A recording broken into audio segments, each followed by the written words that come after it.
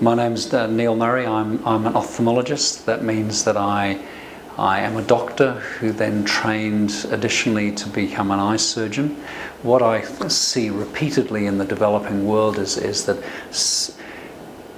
cataract surgery, for example, is not only life-changing, it's actually life-saving. I mean, there's some very strong evidence that people who are avoidably blind in the developing world die earlier, end up sicker before they die, and essentially are disadvantaged significantly because of what is an avoidable problem which can be so easily rectified if the resources are there to do it. So I've worked in Pakistan on several occasions, in Rwanda, in Guatemala, Kenya, Sierra Leone, Liberia, different places where there were opportunities with different organisations, and it was through that work that I began to recognise what a difference that I could additionally make if I was willing to spend some time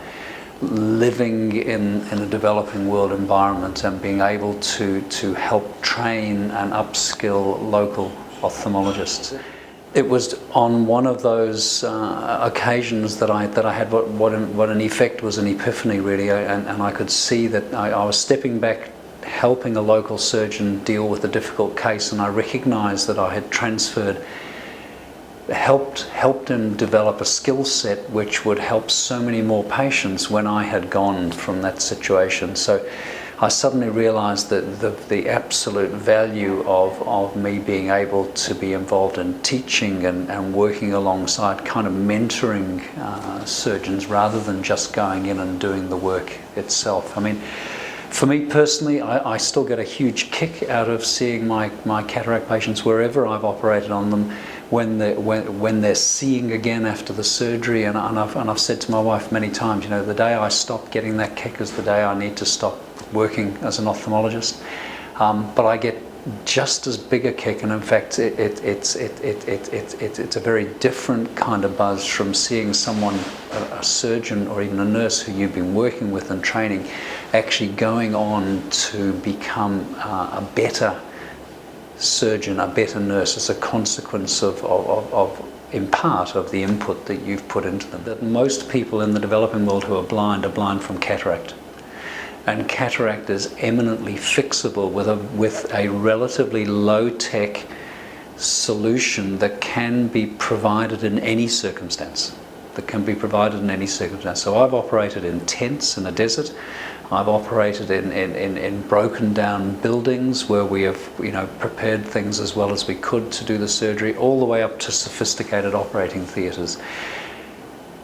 Cataract surgery can be done in those circumstances, not to the standard that you would expect in the Western world, but it can still be a life-changing event to someone who otherwise is quite likely to die, and before they die to be a burden on their family and their nearer and their larger family, and a drain on resources, and in an environment where people are living on less than $1.50 a day, or whatever the latest definition of poverty is, that can be a significant change for the better. We have a surgical solution, we have the last price barrier to giving high quality surgery, an implant, a high quality implant available. And then we now have, Fred Hollows New Zealand has helped develop a model of teaching eye surgeons and eye nurses how to teach them to be good surgeons and to be good nurses. And this is what we now do, both in Fiji, based out of the Pacific Eye Institute, in Papua New Guinea, based out of Madang, and in East Timor as well. So we are equipping Pacific people with the appropriate skills and resources to deal with their own avoidable blindness problem. We are working ourselves out of a job.